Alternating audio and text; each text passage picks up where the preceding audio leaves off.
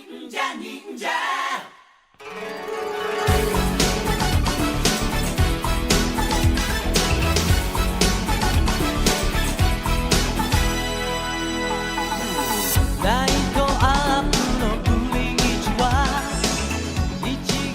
to the Super Sentai Brothers. This is episode 5 of Review to a Kakuranger, the internet's best and only podcast dedicated to Ninja Sentai Kakuranger.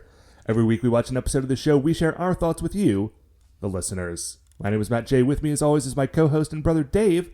Dave, how you doing today, bud? Can't complain, man. Things are going pretty well. Good to hear, good to hear. Anything, I always special in your life right now that's not going to get covered in the 5 stars? I'm going out of town for the weekend, so that'll be cool.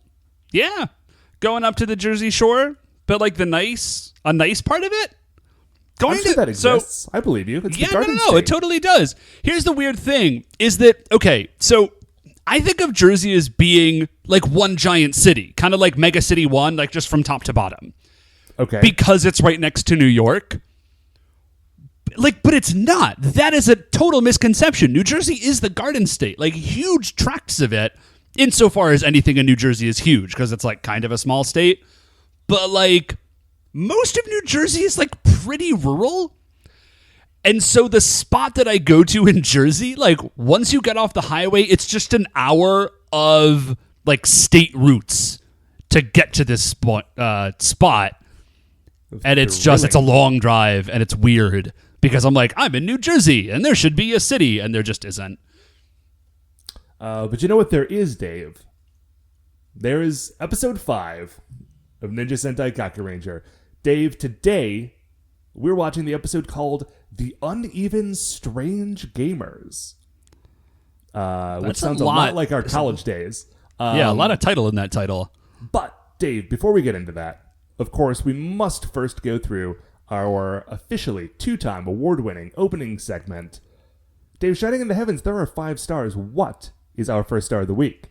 So this is a very exciting development in the Super Sentai Brothers et al. Universe.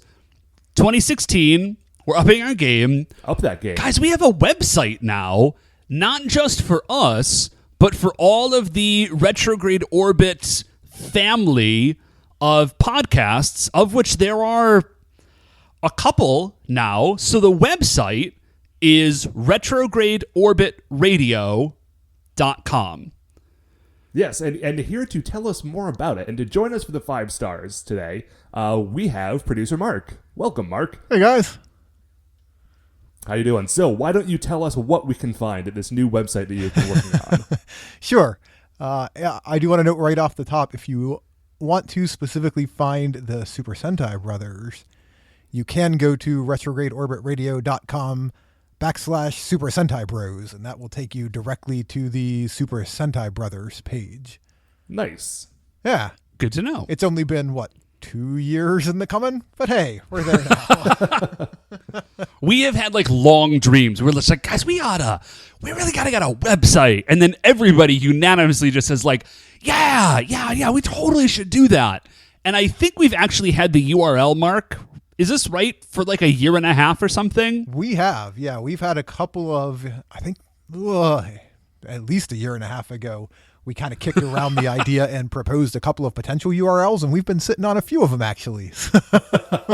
Okay, well, if you wanted any of those other ones, I don't know what they are, but if there's like something close to that you've just been like spamming trying to get it, now might be your opportunity. Right. And you're right. I think every time we have a conversation around kind of next steps for the show, which is something we do sometimes, website we think about it. Always right there on the top of the list, but it just took a while. But Mark finally made it happen. Yeah, in our monthly staff meetings. We don't have staff meetings. No, we get periodic emails from Matt saying, "Hey guys, I was thinking about the show." Which I do sometimes when I'd rather not be thinking about work while I'm at work. Right. So like you alluded to a minute ago, we have 3 active shows and 1 what I'm calling a legacy show. I like under that. the Retrograde Orbit Radio banner. And listeners to your program should be at least vaguely familiar at least longtime listeners to your program, will be vaguely familiar with the Legacy program because it is the Ration Cast, or the Ration Project. That's right. So the current projects that are up on retrogradeorbitradio.com are, of course, Super Sentai Brothers, now in its third amazing season. The flagship of Retrograde Orbit Radio. That's very kind of you to say, Mark. But yeah, I mean, I guess. We're the longest running. How about that? We can definitely say that's true.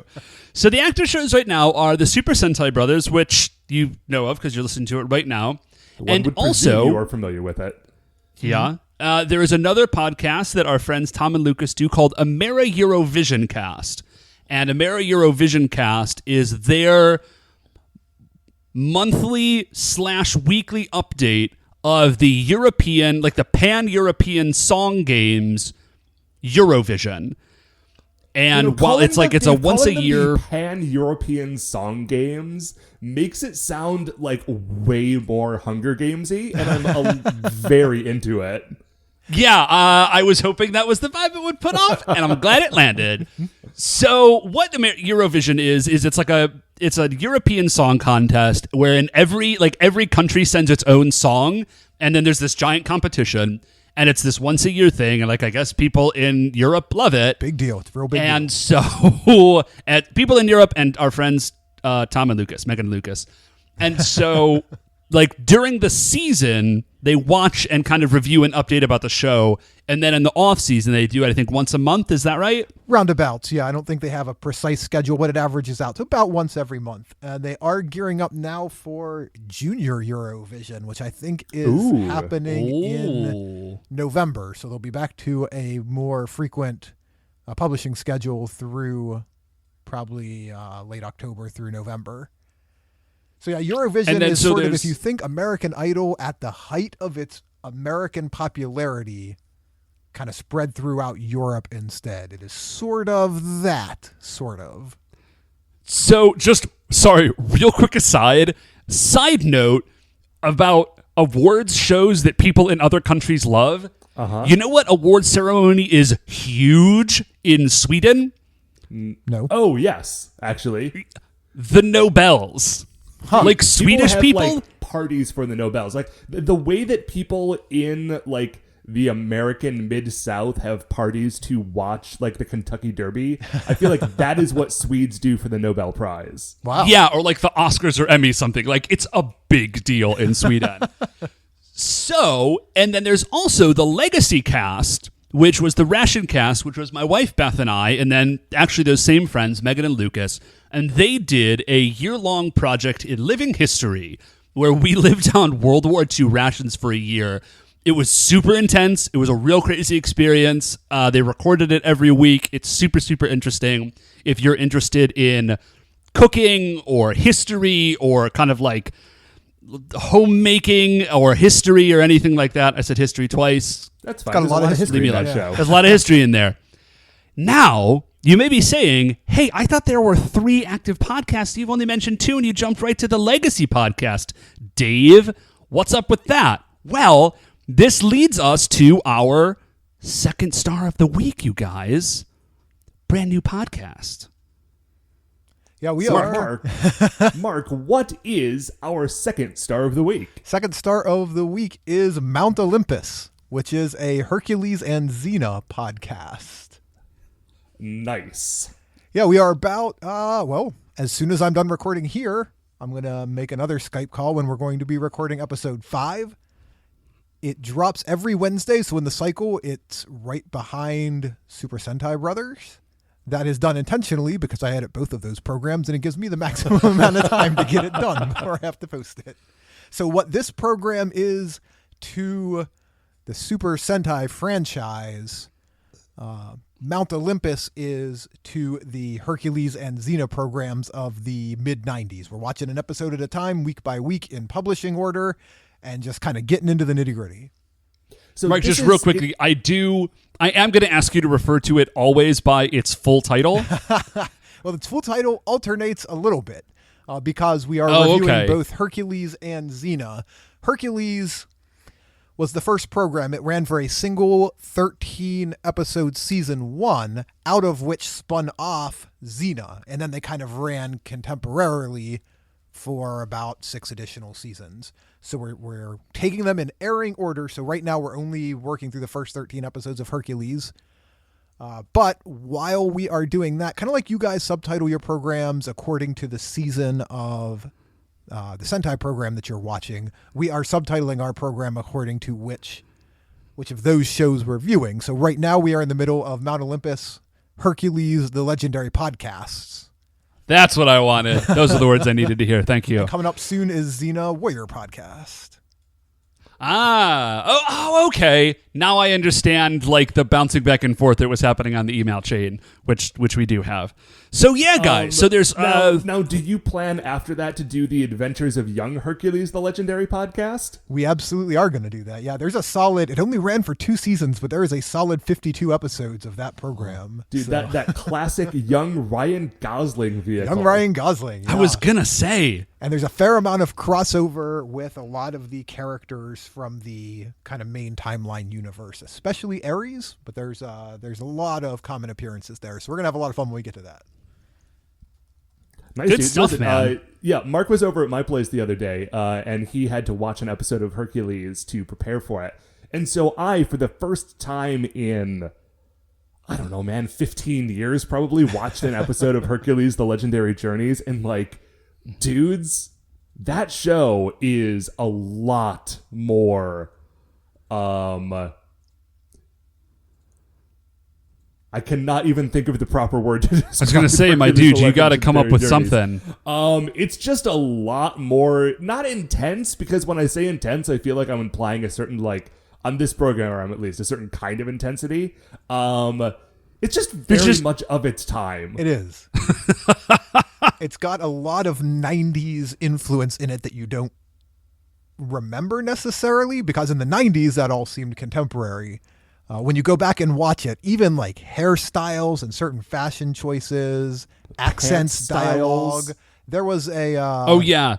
No, dude, we get it. We are in like the throes of a deeply 90s program right now. There was a Lamia who was the kind of the big bad, the final boss of episode 1 or 2, who had a distinctly 90s Valley Girl accent. Nice. So yeah, definitely check out Hercules, the Legendary Podcast, which is probably not how you would find it on iTunes. What, you find it as Mount Olympus on iTunes, It right? is Mount Olympus on iTunes. You can find it on Facebook, Twitter, Gmail, everything Mount Olympus Pod. That handle will get you anywhere you need to go.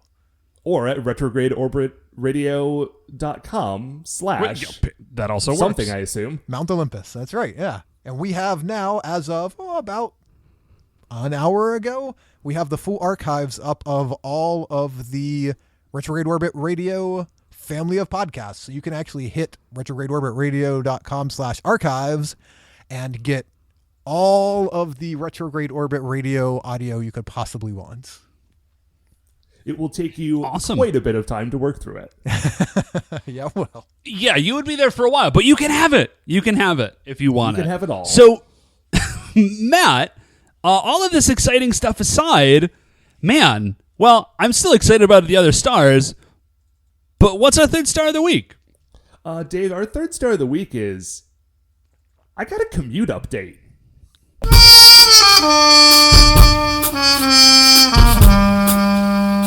Commute update.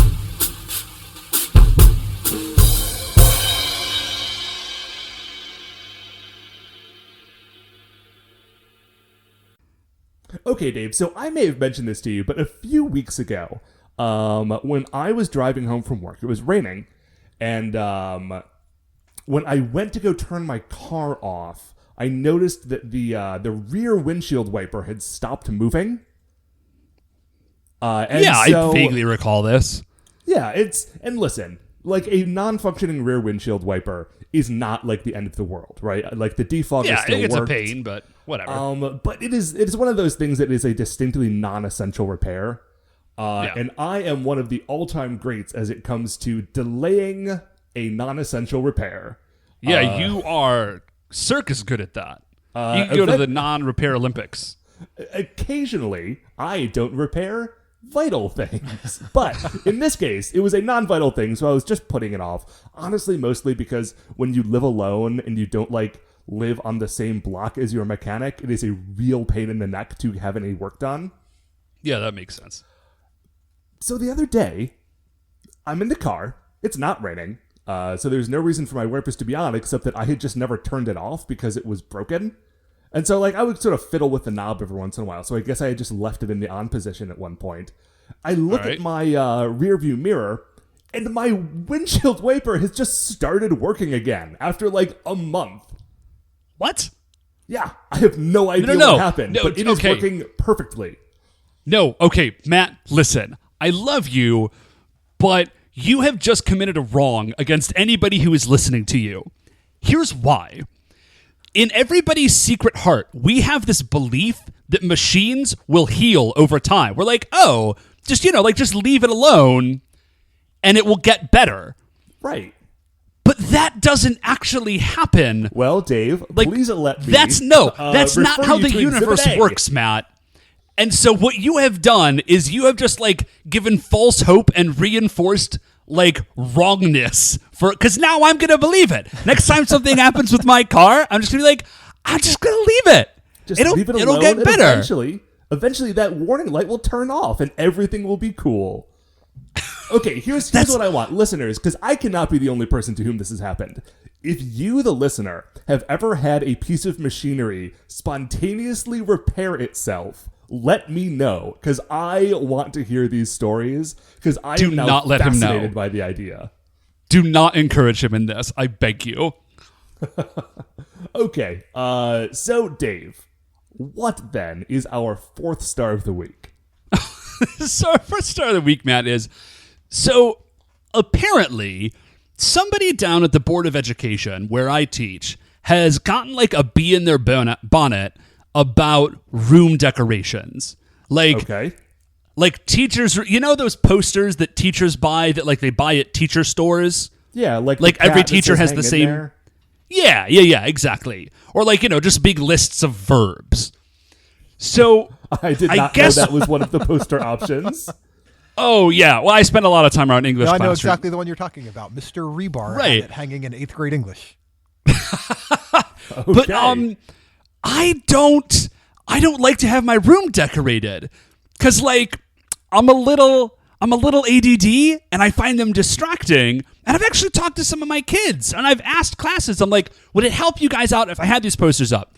And they're always like, no, we actually don't understand why teachers all do that. It doesn't really make sense to us. How much and of we that, find Dave, it kind of distracting. How much of that is your distraction and how much of it is just your sense of austerity? Because I remember your college dorm room and you put almost nothing on your walls anywhere. It was very Spartan. Okay, I'm not going to lie. I do tend to just not have decorations up. But there is part of it. It's a little column A, a little column B. But so anyway, so my principal has been listen, this person at the board, who is in a position of authority, they want decorations up. You got to put decorations up. And the first decoration I thought to put up, which I did not, was to poll my classes and just see who actually wanted decorations up, and then have my one decoration being a poster of the poll results saying that nobody wanted decorations. But I thought that would get me in trouble. So what I decided to do is I decided to just make my own posters with the help of my wife, who's much more graphically inclined than I am. And they're posters with messages that, I think the kids need to hear. So I have one poster that's up from the school that they made me put up that's you're amazing, which I don't like. I'm sure because it's just amazing. Some of them are. Also, I want to say, as an English teacher, amazing does not necessarily mean good. Right. It is just, you're amazing. I'm just imagining you've hung up posters that all say up your game. I really should have a poster that says up your game. I can't believe I didn't think about that till just now. Then you need to put a year up on it, but have a little hook over the last letter, or the last number rather, so you can just put up new numbers so that when it's 2017, you can still remind them to up their game. So I should do that. So the one, I made two posters. One of them, have you ever heard somebody say like, "Oh, I'm smart, but I'm real lazy"? You know that one? I hate that. Yeah. Yeah, drives me crazy because the kids who always say it are the ones. Well, okay, I don't want to get too deep into it, but I did make myself a poster that says "smart but lazy just means scared." Hey, I like that. I was like, Nice. yeah, thank you. I wanted to say something stronger, like "smart but lazy is the excuse of cowards," but Beth thought that was too much. And I also have a poster that says "talent and intelligence are meaningless without hard work." Because I was like, that's a message that I should have heard in high school. Because I got through high school as like, I'm talented, I'm smart, like I did real well in high school, and I thought that was totally great. And I didn't work real hard, and I got to college, and I got run over by a freight train. I had the exact same experience. That could have me been too. describing my very life. Exactly. So, how much better would your life have been had your high school English/theater teacher had a poster up in their room that said, "Talent and intelligence are meaningless without hard work"? So much better, right? Absolutely. Much. You don't need to answer that. So those are the posters I have, and then I have some like grammar rule posters, but like ones that I made that I think will actually be useful. Nice. So that's just my, those are my posters that I have up in my room, and I hope that the assistant superintendent finds them sufficient. So Dave, then, what is our fifth and final star of the week? The fifth and final star, Matt, is that we are about to watch Ninja Sentai Kakuranger, and I'm going to watch it on some DVDs that my favorite brother got me as an early birthday present. It's a game changer, right? Oh, dude, you guys. That game done changed. Game done changed. I just got the DVDs now. I had been watching it. I had just been watching it before in an inferior way, but now I've got the DVDs. I don't know how much they were because Matt got them for me for my birthday, and it would be impolite to ask, but you should absolutely get these DVDs. You can get them from shoutfactory.com, and it just is so much better to just have the DVDs in front of you. And Shout Factory is real good people. They're behind a lot of good projects and programming, so, throw some shekels their way. Go support them. Yeah. So here's the jam. When we started this show 2 and a little plus years ago, and we started watching Die Ranger, at that time, all of Die Ranger was on YouTube. Because, right. the Sentai stuff was so far away from actually being on DVD in the States that just, it got put up on YouTube and no one bothered taking it down. Mm-hmm. Yeah, who cares? Right, but as these last 2 years have progressed and we've gotten these DVD sets coming out, it's been great because I've bought them all, but it has been a little tricky for our little podcast because it means that, the methods by which we had been watching them before, that stuff ain't on YouTube anymore. And so we had to sort of, scrounge a bit to get those videos, and now actually having them, legit and clean and not having to worry about my internet cutting out in the middle, it's just so beautiful. Good. It really, it is a marked increase on my quality of life. Not just while I'm watching it, but because whenever I stop to think about it, I know that they're just there waiting for me. And we've had some issues in the past that now that we are all operating from the same DVD set will alleviate in terms of kind of fan translations and getting differing versions of some names and places and things like that. Yes, that was absolutely an issue when we started this one. I think there was sort of double trouble because Dave and I were watching it differently to begin with. Yep. And also, the translation for this show can be a little, as we've discussed in previous episodes, kind of tricky because a lot of it is so specific to, things in Japanese culture and history. So now that we're all, using the same playbook, it's going to be a lot smoother. Mm-hmm. So, speaking of, actually, let's go watch Ninja Sentai Kakuranger. Yeah, man, let's do it. We're going to watch episode 5. It is called The Uneven Strange Gamers. Mark, thank you again for joining us for the 5 stars. Yeah, it was fun. And we will see you, the listeners, right after this. Ninja! Okay, welcome back. So we've just finished watching episode 5. Dave, what did you think about our show this week? I think our show is going to be real easy this week. Yes, okay. What do you think about the other show, the one that we just watched? No, it was fun, man. It was real weird. So, the monster is a weird one, dude. I feel like this is kind of a stretch, We'll talk about it in a second. So the first thing that we see is Saizo, the Blue Ranger, shopping. And he is out, like, just trying on sport jackets. I have no idea why. Okay, so he is in what appears to be like an Eddie Bauer or something. It's like a, like a sort of upscale, like where was this early filmed? 90s. I was going to say 1993. Yeah, Totally Eddie Bauer. yeah. A lot of suits, a lot of sweaters, khakis on the wall, that sort of thing. Yeah. He is trying on sport coats, as you said, Dave. They are all identical except for the color. Yes. Also, he has not changed, by the way. So he's trying on these sport coats over his flannel, sweater, bandana, torn-up jeans boots. Yes. And Like, the rest of his outfit is totally the same, just sport jackets over it. And in case you haven't seen this outfit, I just want to remind you, he has a flannel shirt tied around his waist. He is wearing a hoodie that is a gray sweater that is pushed up to his elbows. Under that hoodie, in the front of that hoodie, there are like 4 sections of separate plaids that are there on sort of like a half grid pattern. There is a hood coming out of the back, as previously mentioned. It is a hoodie that is a different sort of plaid. Underneath, coming out of the sleeves, are 2 separate not flannels. I think 2 separate camo patterns, sort of layered on top of each other. Although I'm not totally sure about that. And so, yes, it is on top of this ensemble that he starts putting, like, fancy sport coats. So he's trying these jackets on, and I assume it's the saleswoman. Like, at first I thought it was supposed to be a character, but I think it's just the saleswoman. She's all over him. She's like, oh my gosh, this looks so great. I just can't decide which one looks best on you. Saizo, look good. You've got such a great look. Yeah, Saizo eating it up. So he's like, this is the best. Whatever one he's trying on, he's like, this is the best one. This is the one I want to get. So he looks down at the tag, and it is 130,000 yen, which is like $1,200, give or take.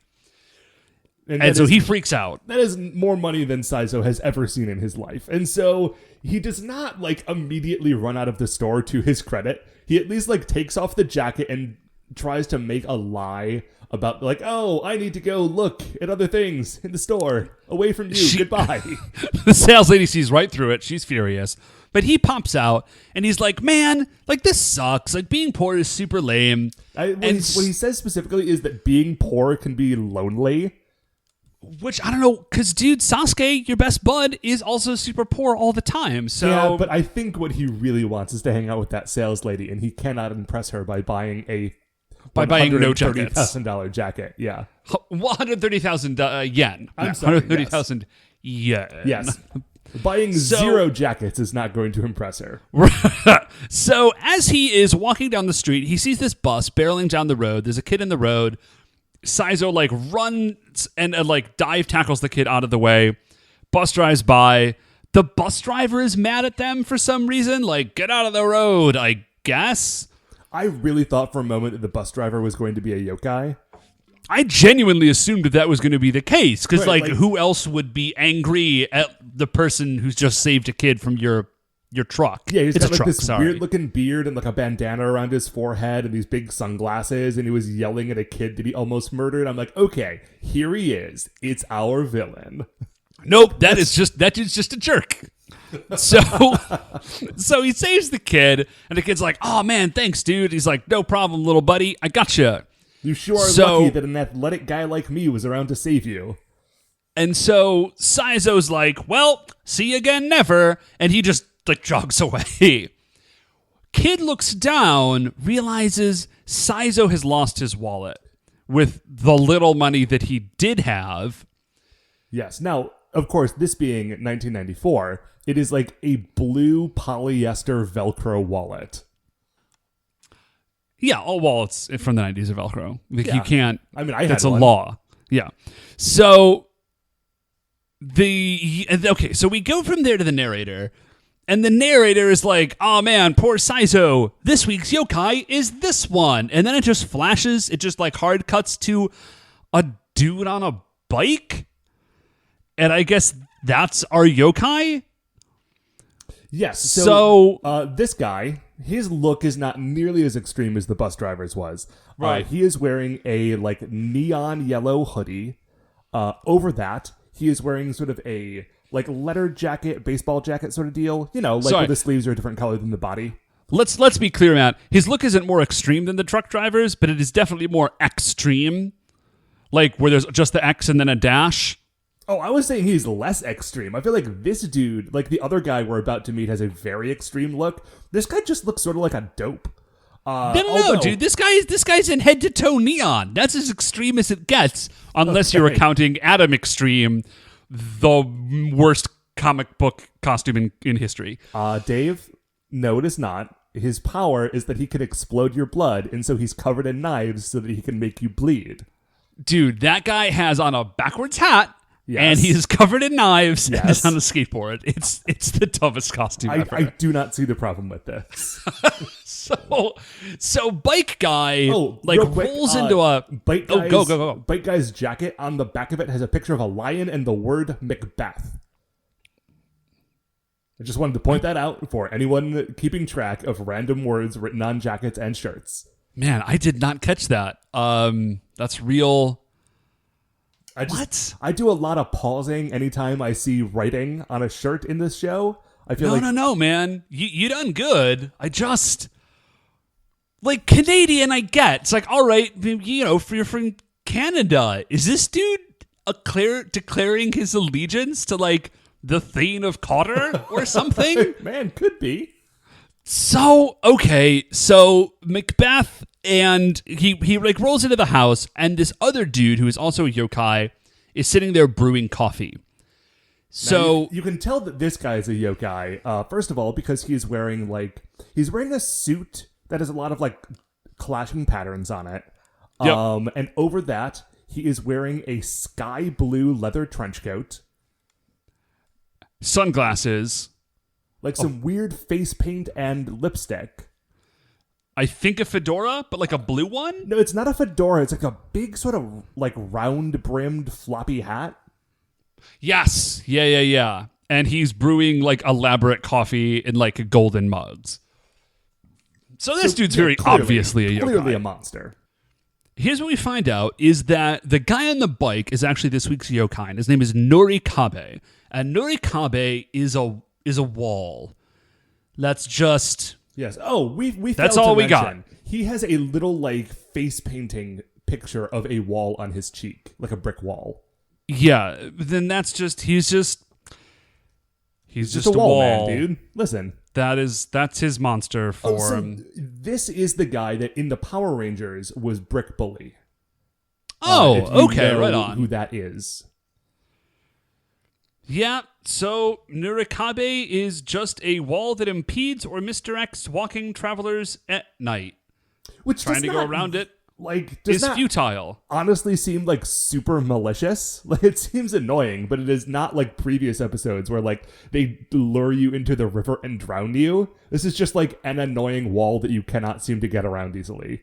Yeah, according to Wikipedia, knocking on the lower left part of the wall makes it disappear. So this is a pretty low stakes yokai. Literally, all it does is get in your way real bad, unless you knock it on 1/4 of its body, and then you're fine.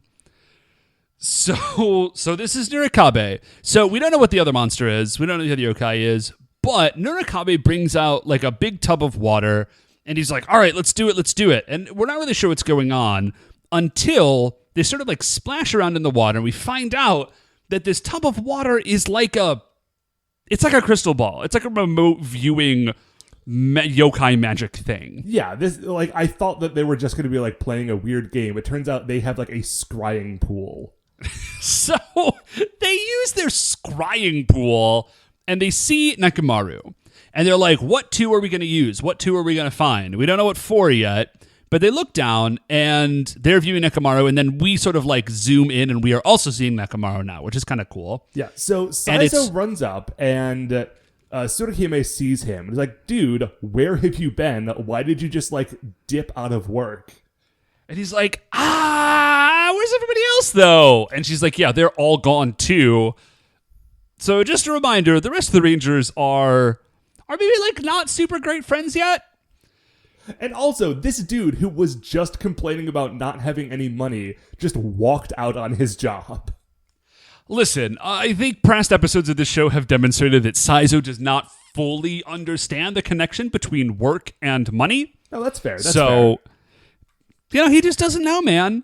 So, as he is, like, he reaches back for his wallet, I forget why, and he realizes the wallet is gone. He starts to freak out, but the kid runs over, and he's like, Oni-chan, like, hey, I got your wallet, man. So, Saizo's like, friggin' great. He runs over and, like, meets the kid in front of a fountain or something, and then we flash back to the yokai, and the yokai are like, those two, here's the plan. And it turns out this is not just a scrying pool, but like a forced teleport tool, I guess. And so they like reach in and grab them and teleport them into a giant maze. Yes, Nurikabe starts chanting the word dungeon, and these two just like drop into this huge wooden maze. Like, I'm trying to think of the best way to describe it. I know I've been to these sort of things at like a fair or like a Renaissance fair or something. It's like a straw bale maze. It's just permanent. Right. It's not made out of straw. It is made out of wood. And I assume that this is a like pre-existing structure that they did not build this for this show, because this thing is huge and elaborate. There is no way in a million years that Super Sentai built this entire set just for this show. Also, it's sitting right outside the city, because as Saizo is running around, like there's some of it that has steps, and he jumps up, and you could just see the city like a block away. Yeah, I know we complained last week about like Saizo and Seikai not being able to get over a low wall with their like incredible ninja powers. This is even worse than that. Like, I could probably get over this wall if I was really trying. Matt, that is almost word for word what my notes say. This wall is like maybe 4 inches taller than Saizo. There is no... And also, there are big gaps like underneath the walls. So he could easily go under or over these walls with zero problem whatsoever. I'm not going to lie, Matt, though. None of this is the first thing that I thought of when I saw this maze. What was the first thing you thought of? The first thing that I thought of was that this maze would be a baller place to LARP. Dude, I would love to go to this maze. This thing looks awesome. So they're in this maze, and here's what we find out, is that this dude, Nurikabe, and whatever the other yokai's name is, we don't know what it is. I don't think we get it throughout the whole episode, do we? Yeah, we don't. So what they do is they grab any two people, they drop them in the middle of the maze, and then they bet on which one gets out first. Nurikabe is 3 days, has lost for the last 3 days. And these dudes are betting gold coins, like 10 gold coins. So Nurikabe bets on the child, which leaves the other dude to have to bet on Saizo. And they were sort of dropped in separate parts of the maze, but they're both running around and sort of like shouting to each other, trying to find each other. And what follows is a sequence of about 3 minutes of just Saizo and this child running around in circles in the maze. So it, first of all, is way too long. Like, we did not need to see this much of this people running around in this maze. But the second thing is it turns out that the maze is magic, because Saizo keeps running, like, he runs up a set of stairs and then down it, and then immediately runs up the same set of stairs. And he does this like 4 times in a row. So some like weird trickery is going on with this maze. But we flash back to the yokai who are watching this happen. And as they're watching, like a wall drops in front of the kid to block off the way that he was going. And Nurikabe, who would bet on the kid, was like, oh no, he went the wrong way. Like, he got trapped. So... Yeah, and the other dude says, oh, once you go down that passage, you can never leave. So, so A, the maze is magic. B, these dudes don't control it. Like, it is its own thing, apparently, and they just kind of have to hope it goes well for whoever they bet on, at least so they can win the bet, because they clearly don't care if they tie. So now, to this point, it has kind of seemed as though, like, these two dudes, like, they're yokai, but they have just kind of seemed mischievous. It hasn't actually seemed, like, full-on villainous. And then that stuff in the maze starts breaking bad. Like, I think it starts off with Saizo steps on like a rock, but the rock is actually a switch, and a bunch of spears come out of nowhere and almost murder him. Yep, and then the kid sees like a hologram of a terrifying monster, and then he freaks out and runs away. I was assuming that this thing is just haunted and he saw a ghost. Oh, yeah, actually that makes a lot more sense. So, also there's a ghost. Also, Saizo gets like a Indiana Jones style giant boulder down whatever hallway he's in. That must have been so fun to put that scene together. Oh, yeah. Because, like, they literally, like, I'm sure there's just someone on the other side of that thing, like, shoving it through the hall, like, the passageway, trying to crush him with a huge styrofoam boulder. Dude, this would be super fun to LARP in. Like, that was not, I mean, that's a considered opinion. And then finally, the kid is, like, surrounded by fire or something. And so Saizo, like... he's really, like, he just gets this look on his face like, yeah, I'm done with this. And he pulls out his Doron changer, and he goes to Super Henge.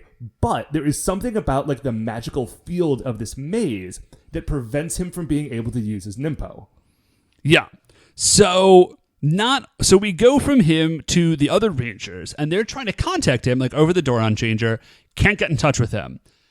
And they're like, dude, something is weird. Like, we're not really sure what's happening. But, like, whatever this maze is, not only does it block him from being able to use his Doron changer, it also blocks communication. So he's just stuck in there. He cannot get a hold of the other Rangers for help. So we cut back to the maze, and Saizo is, like, still running around trying to find the exit. He gets up on a platform. He's like, man, like, nothing good has happened to me since I met this stupid kid.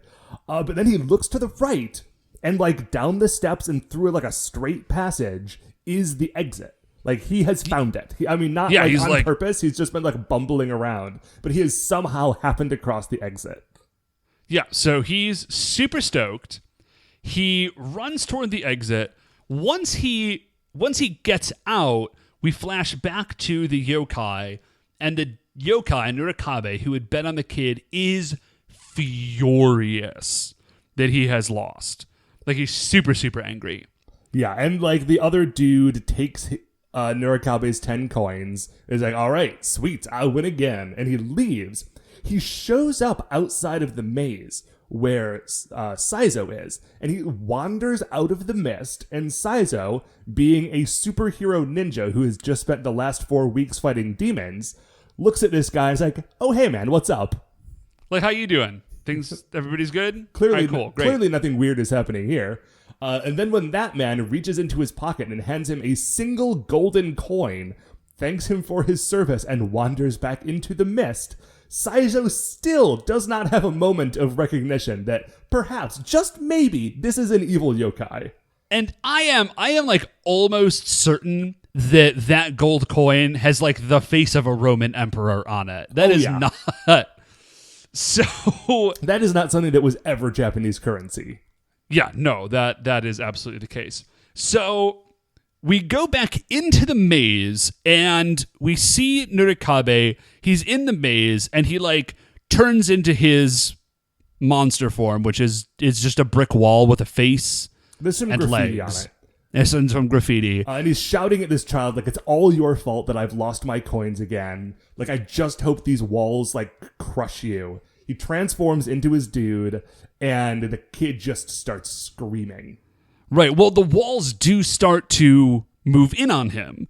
So, because Nurikabe, sorry, he is a wall monster. I guess he can control walls. Yeah, man, he's got wall magic. So that makes sense. So we flash from there to the Rangers. They're looking around for Saizo. We see Saizo. He's outside of the maze, but he hears the kid yelling. This is maybe my favorite moment in this entire episode.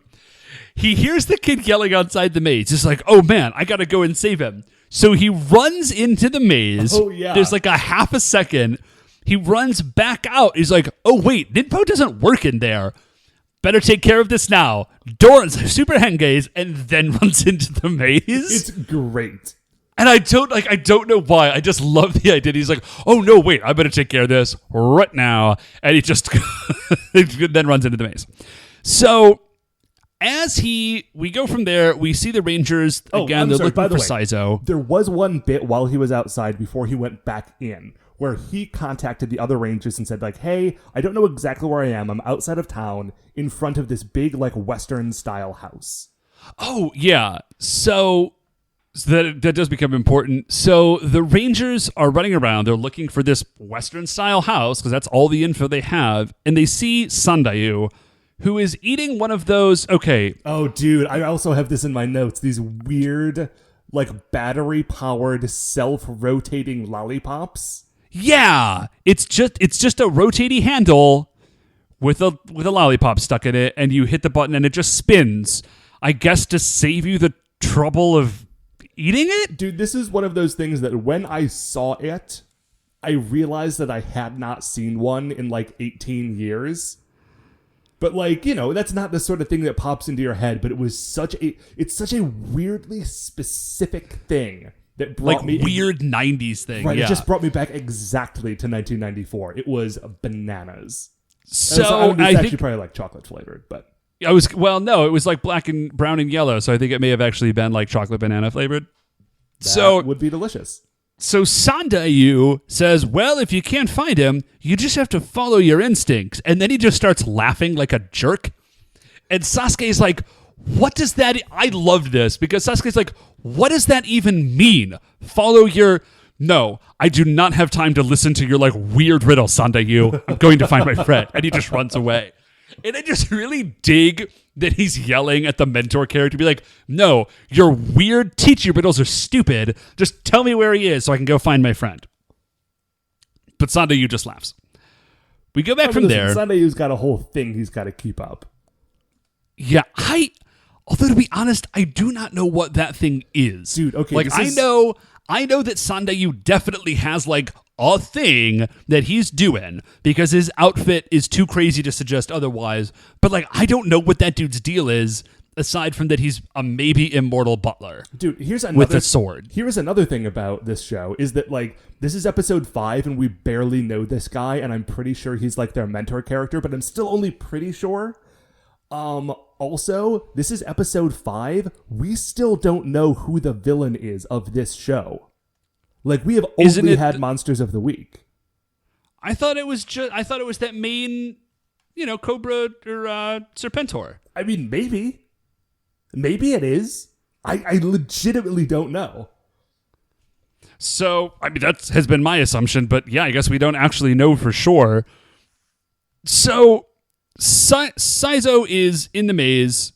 He hears the kid being killed. He's like, oh no. He almost gets hit by a spike trap, but he survives. And he's like, all right, enough of this. This is a reused trap. This is the exact same, like, 2 big spiked walls pop out of the ground and try to swing together trap from the first episode. So he's like, I've had enough of this. So he just goes like, ninja knuckle, and he's got a wing gauntlet. Yeah, basically. And he just starts punching through walls, like crash punching through walls, like in a straight line towards this kid. Which is amazing. I love it. Wait, why is that not your go-to? Like, kid is dying. You've got... Anyways. I don't know. Why is his go-to jump 100 feet in the air and see where the kid is and then land there with his weird ninja magic? Man, I don't know. So Saizo, he runs through. He sees the kid... Like, he saves the kid, or he goes to save the kid. It does seem, by the way, like Nurikabe would be better at picking who's good at mazes, seeing that he is literally a wall. Well, he's only one wall. Like, there's no angles to Nurikabe. Oh, that's right. If he had a bunch of cousins two-dimensional that were all also walls and they got together, I'm sure they'd be awesome at maze. That was real good. Thank you. So Nurikabe summons Dorodoros that appear in fatigues with assault rifles. Which is beautiful. Which is great. Doesn't really follow the theme of the episode, but whatever. And as they are starting to fire, we see Sasuke, who is the smart ninja, just literally leap over all of the walls and throw shuriken at the Dorodoros. So he knows what's up at least, which is comforting. Right. Skip all that nonsense, throw knives at monsters' heads. So they land, and Saizo's like, dang, how did you guys find me? And Sasuke's like, we had to use our instinct. And Saizo says, that's some instinct. Like, dang, man, I'm impressed. So then they all Doranche, they all Super Henge, because apparently it does work in the maze now. You know, I've been trying to figure that out for the last few minutes, how it works now. And, like, listen, we could maybe headcanon this, but I feel like this is a show for babies. Right, they just hit a point in the show where they realize, like, oh, we've only got a few minutes left. We do not have time for them to, like, leave and then change. They need to, like, change and then leave, because that's the only way we can get them out of this spot. So they leap out of the maze. Like, they leap / like grappling hook their way out of the maze. They do their full intro scene with the cool tagline, and then they start the fight. One of my favorite moments in any Super Sentai show is when they show you the direct transition from all of the Rangers in their pose at the end of the intro to just going back to saying their lines. Because it reminds you that this is not like a recorded thing done for our benefit. Like, the Rangers are just doing this every time. Like, this is a little choreographed dance that they do. And then, like, you see them and they kind of like pop up out of their dance and like continue saying whatever it was they were saying before. I never get tired of it. It's wonderful. They all like have the exact same poses every time, as though it is not the same footage. Right. So they start the fight, and Yurikabe, he's like, let's see how you deal with this Ninpo battle tile. And like, he literally a brick. Like, that is just what he does. Like, he squats down and bricks fall out of between his legs. Like, he just does that. But I guess by getting rid of extra bricks, he turns into a battle form, which just looks like a slimmed down wall. He's still a wall, don't get me wrong. But there's like cracks in the wall. I mean, okay, I feel like the reason that this exists is because it must be very difficult to move in that wall costume, and they needed to have him like limber enough to be able to have a fight scene. Yeah, no, that's definitely the case. But like, it's really completely senseless because he had just turned into this crazy wall monster, and now he's turning into a slightly different, not even necessarily crazier wall monster. Like, the face is a little more messed up, but like, yeah, it's just a thing. Different. And so Tsuruhime's just like, Ninpo battle disappearance, and she and the rest of the ninjas just disappear and proceed to just launch sneak attacks on Nurikabe. It's amazing. Like, he's getting hit from all angles. Saizo comes up to him, and he manages to like grab Saizo, but it's not actually Saizo. It's an empty costume, and Saizo is like down by his legs, and he trips him. Yeah, he does have Nurikabe. That is, he has a technique called Brick Hurricane, which is literally like, he throws a bunch of bricks at them. Which, listen, that would be a very bad thing to happen to you in your day. Well, yeah, I mean, I would not want to be hit by a brick. That's definitely true. It does not seem like as deadly as some of the other like crazy like yokai powers. I just like it because everybody else is like busting out like fireballs and lasers, and Nurikabe's like brick hurricane. Listen, I'm a simple man. I got bricks, and I don't like you. So here's what we're gonna do. Ahmed, so you got bricks. So Saizo takes him out. He uses caltrops, which is rad. And then he's like super ninja secret technique, square cut. And he cuts a square in the air, and then that square flies at Nurikabe, I think. It just hits him. It's weird. Because I don't know if you've really noticed this much, Dave, but so most of the costumes for the Kakurangers are all like identical, right? Like, they're just like a simple ninja costume, but like the shape of the masks are all different. Yes, very slightly. And like one of them, like, you know, Sasuke's is sort of circular, and then there's like ones that have like one angle or two angles or three angles, and Saizo's is sort of square-ish. So, yeah, I mean, I saw that. It was just sort of like, I'm going to cut in a shape. Attack! Tsuruhime also did this a few episodes ago. Oh, that's right. I actually did forget about that. Yeah, so I guess, you know, they all got like a crazy energy sword attack. They just have to do their shape. It's cool. So he manages to do this attack, which is great. And Nurikabe's like, fine, giant wall. He seems and sort of then exasperated that he has to become giant. He's like, fine, okay, I'm just gonna do this thing. Like, as though he would have much preferred to have, like, not had to bother with this today. Yeah, I am having trouble getting a bead on Nurikabe. And so he does that.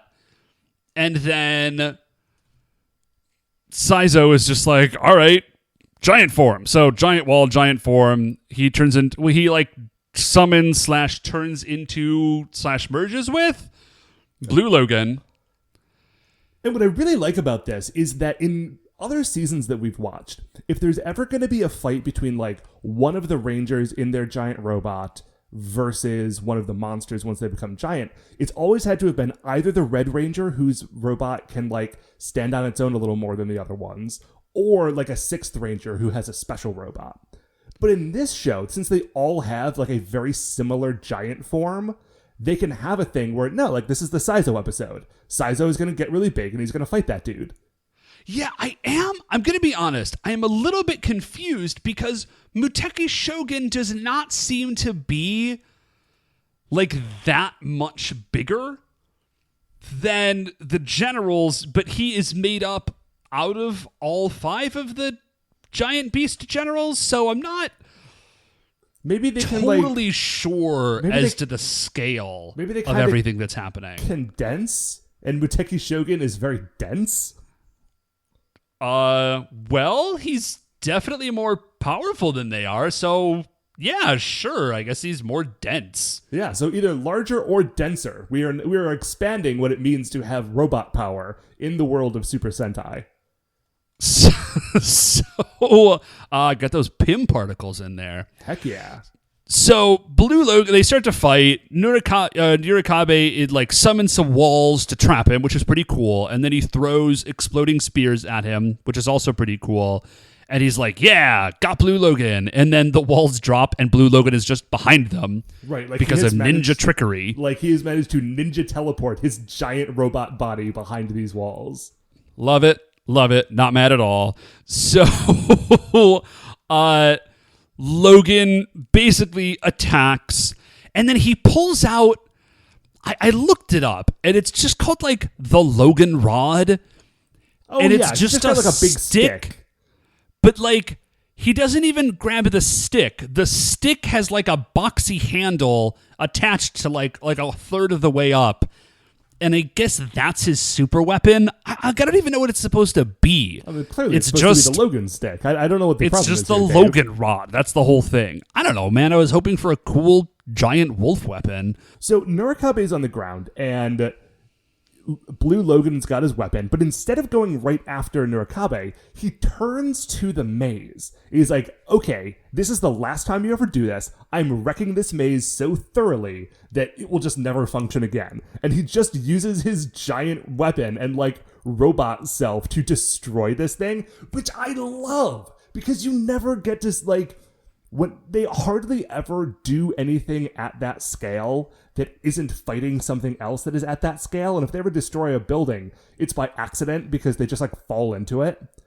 And yeah, but like the fact that he's like, no, I hate this thing. It's real stupid and dumb, and I'm wrecking it. Yeah, I loved it. So he does. He destroys this maze, and then he is about to finish it. Like, he is about to, take out Nurikabe. And as he is going to, like, a giant eyeball appears in the sky and blasts him with electricity. Red electricity, if it matters. For yeah. anyone keeping notes at home. Blasts him with electricity. Blue Logan goes down for a second, and the eye, like, broadcasts, and he's like, Nurikabe, you gotta get out of there. Like, you gotta run. So Nurikabe ghosts, like, he just teleports away. And then the eye disappears, and then that's actually kind of the end of the scene. Yeah, so we cut back to the courtyard where all of this started, like where they had gotten teleported away from near the fountain. And they're all sort of congregating together. And, they're glad that everyone's safe and that Saizo's back. And Saizo's like, oh yeah, but look, I still lost my wallet. The kid comes running in, and Saizo's like, oh man, buddy, like, I'm so glad you're safe. Come on over here. Hey, Also, remember that wallet though? And the kid says like, oh yeah, dude, sorry, super, like, I totally have it. So he goes to get it, and he's like, oh dude, I think I dropped it in the maze. And Saizo's like, but I destroyed the maze with my giant robot, and it was super awesome, but stole my wallet. Yeah, so like he has effectively buried his wallet under like 2 tons of broken maze. So I want to say we did see his wallet in there before, and he had 1,000 yen in it, which was like $10, which, I mean, bummer, but even so.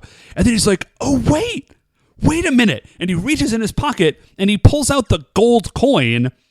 And everyone's like, where did you get a golden coin? He's like, I don't know. Some dude just gave it to me when I escaped from the maze. Crazy, huh? And then Jiraiya grabs it out of his hand, and like an old-timey Western prospector, because he is an American, of course, he bites down on it and is like, oh, that's real gold. Heads up, if you are listening to this from another country, I wouldn't bother to explain it because we are American. But if you're not American, you might not know. All Americans can do that. Oh, yeah. Listen. Like anybody born, any native-born son of America can bite. It actually extends to all metal. We could just bite metal and absolutely know its purity, just instinctively. It doesn't come up a lot, but we can do it. Yeah, I mean, you got density, you got flavor. I mean, basically, those are the 2 major factors. Yeah, that's pretty much it. Aura. So he's like, this is pure gold. So Tsuruhime grabs it, and she's like, this is worth like $5,000. She gives it to us in yen, but it's worth effectively $5,000. Which there's no way a coin of this size, by the way, is worth $5,000. Maybe she is an experienced numismatist, and she recognizes that this is a coin from like Trajan's period in Rome, and just happens to know the fair market value of classic and antique coins. So Saizo is super stoked. He's like, no, wait, this is amazing. And he grabs it, and as he grabs it, it kind of like slips out of his hands. Well, because everyone's grabbing for it at the same time. Like, they want to take it from him, I guess? I don't know, man. I think they're just excited about it. But it falls down like a little hole in a manhole cover. And Saizo is immediately like, oh no, my $5,000. It's like, dude, you can pick up the manhole cover. Right. Like, it's not a portal to the void dimension. Like, it just fell down a hole. You have ninja magic.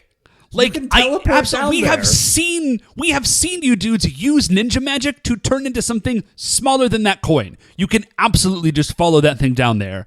But whatever. Listen, man, in his grief, he forgot his new superpowers. He's really only had them for about a week. So we go from there. We see Nurikabe and the other dude. They're sort of like hobbling down an alleyway. The other dude is like, Nurikabe, my buddy, I'm so sad that like you're messed up, but we'll get those jerks. And they're like, yeah, we'll get those jerks. Oh, but no, he doesn't say my buddy. He says my brother. I think these dudes are brothers. Oh, you know what? Honestly, I just assumed that was like a term of affection, but maybe they are literally brothers. I think so. I mean, listen, we'll find out probably next week. So we go back to vengeance, and the episode is almost over. So we pop back to our narrator, who says like, well, we'll see what happens next time. And then he is trapped by walls, which is a pretty great touch. and then that's the end of the episode. Yeah, walls are like coming from all sides, and he kind of half like gets his head over part of it. He's like, these walls will be gone by next week. Come back then. So yeah, that's it. So, man, that was a good episode. I was real into that. Yeah, I really dug it. I guess we're not doing high points and low points anymore, and we don't have any dead monsters to put on the list. But do you have any sort of final thoughts you want to say on this thing? No, man. I just like the shape of Kakuranger seems to be really different than like other Sentai shows that I've seen. Like, it seems like it's departing from the formula in a number of ways. And it's kind of cool. It seems a little less formulaic. Like you said, like, we don't know who the bad guy is and stuff like that. But I'm just super digging this show. Yeah, dude. I thoroughly agree. So that's it for us. Yeah, I think that is going to do it for another episode of A View to a Kakuranger.